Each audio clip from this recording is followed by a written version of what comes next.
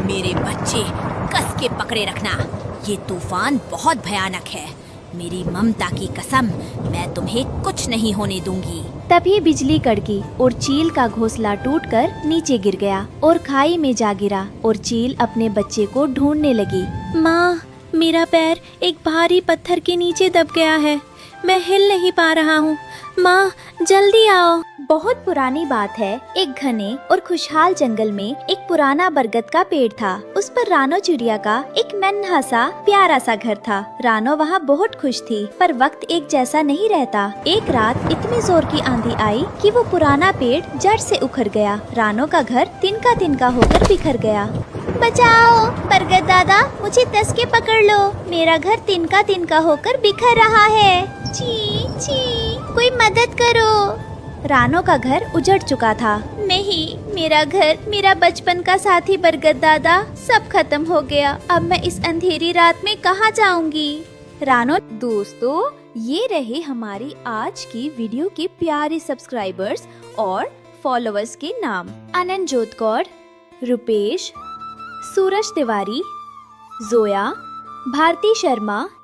जो नहीं चुने गए, चिंता मत करो, अगली बार तुम भी बन सकते हो जंगल के सुपरस्टार। दोस्तों, अगर आप भी चाहते हैं मैं आपका नाम अपनी कहानी में लूं, तो देर किस बात की, जल्दी से कमेंट। रानो ने अपने टूटे हुए घर से उस पुराने पेड़ की एक सूखी टहनी उठाई और उसे अपने सीने से लगा लिया। यही उसकी आखिरी निशानी थी। सुबह हुई, रानो उड़ते उड़ते एक ऐसे पहाड़ की तरफ निकल पड़ी जहाँ उसने पहले कभी कदम नहीं रखा था। रास्ते में तेज धूप थी और रानो के पंख थक रहे थे।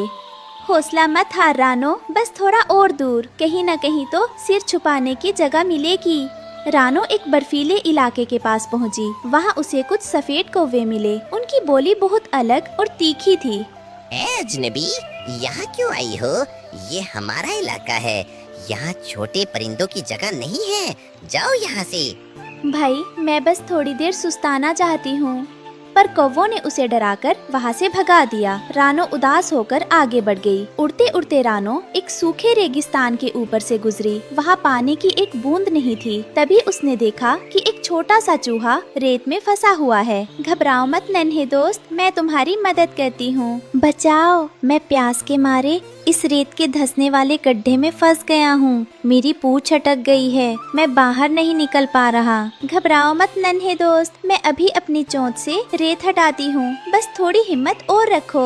रानो ने अपनी चोंच से रेत हटाई और चूहे को बाहर निकाला। चूहे ने उसे एक गुप्त ठंडी गुफा का रास्ता बताया। शुक्रिया बहादुर चिड़िया, मेरा नाम चीकू है। इस तपती धूप में तुम यहाँ क्या कर रही हो? यहाँ तो परिंदे भी नहीं आते। मेरा घर आंधी में टूट गया चीकू। मैं बस अपने लिए एक नया और सुरक्षित ठिकाना ढूंढ रही हूँ। तुमने मेरी जान बचाई है रानो। मैं तुम्हें ऐसे धूप में मरने नहीं दूंगा। पास ही में एक गुप्त ठंडी गुफा है जहाँ पुराने जमाने का ठंडा पानी भी है। चलो मेरे पीछे।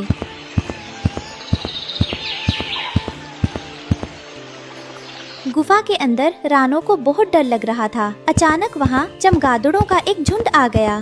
तुम हम जैसी नहीं दिखती, तुम यहाँ क्या कर रही हो? मैं रास्ता भटकती हूँ, मुझे बस एक नया घर चाहिए। रानो की सच्चाई देखकर चमगादड़ों ने उसे नुकसान नहीं पहुँचाया और उसे बाहर निकलने का रास्ता दिखाया। अब रानो एक बहुत सुंदर फूलों की घाटी में पहुँची। वहाँ सब बहुत रंगीन था, लेकिन वहाँ के परिंदे सिर्फ अपने आप में मगन थे। किसी ने रानो की तरफ देखा तक नहीं। वाह, कितना सुंदर नज़ारा है। शायद यहाँ मुझे कोई रहने की जगह दे दे। नमस्ते भाइयों, क्या मैं यहाँ? ए छोटी चिड़िया, आगे बढ़ो आगे बढ़ो। यहाँ सिर्फ खूबसूरत और ऊंचे खानदान के परिंदे रहते हैं। तुम्हारी ये धूल भरी सूरत यहाँ अच्छी नहीं लग रही। सच कहा कालू जी, देखो तो गंदी लकड़ी लिए घूम रही हैं। हम ऐसी वैसी चिड़ियों को यहाँ जगह दी तो हमारी घाटी की शान कम हो जाएगी। इतनी सुंदरता का क्या फायदा जहाँ किसी के दिल में दूसरे के लिए जगह ना हो। सफर जारी था। रानो एक दलदल के ऊपर से उड़ रही थी। तभी उसने देखा कि एक नीली चिड़िया कीचड़ में धंस रही है। रानो बिना सोचे अपनी सूखी टहनी को नीचे लटका देती है। बचाओ, कोई बचाओ, मैं कीचड़ में धंस रही हूँ। मेरा पंख पत्थर में फंस गया है। घबराओ मत, मैं आ रही हूँ। ओहो, कीचड़ तो बहुत गहरा है। मैं नीचे उतरी तो मैं भी फंस जाऊंगी। जल्दी करो, ये दलदल मुझे नीचे खींच रहा है। ची ची। रानो ने तुरंत दिमाग चलाया। उसने अपने पुराने घर की वो कीमती सूखी टहनी को मजबूती से पकड़ा और नीचे की तरफ लटका दिया।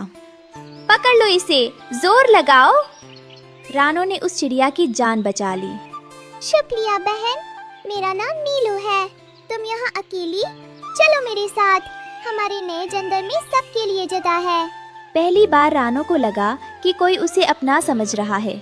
नीलू रानो को एक हरे भरे झरने वाले जंगल में ले गई। वहाँ के परिंदे अलग थे, पर वे सब प्यार से रहते थे। देखो रानो, ये हमारा घर है। यहाँ कोई बड़ा या छोटा नहीं है, सब बराबर हैं। रुको, मैं तुम्हें हमारी मुखिया से मिलवाती हूँ।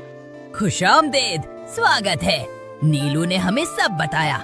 तुम्हारी बहादुरी और उस जादुई सूखी टहनी के किस्से यहाँ सब तक पहुँच चुके हैं। नमस्ते मुखिया जी, मैं तो बस एक छोटी सी मुसाफिर हूँ। मैंने कई जंगल देखे, पर हर जगह मुझे अजनबी समझा गया। अजनबी वो होते हैं जिनके दिल बंद हो रानो। तुमने अपनी जान की परवाह किए बिना नीलू को बचाया। इस जंगल को तुम्हारे जैसे नेक परिंदों की बहुत जरूरत है।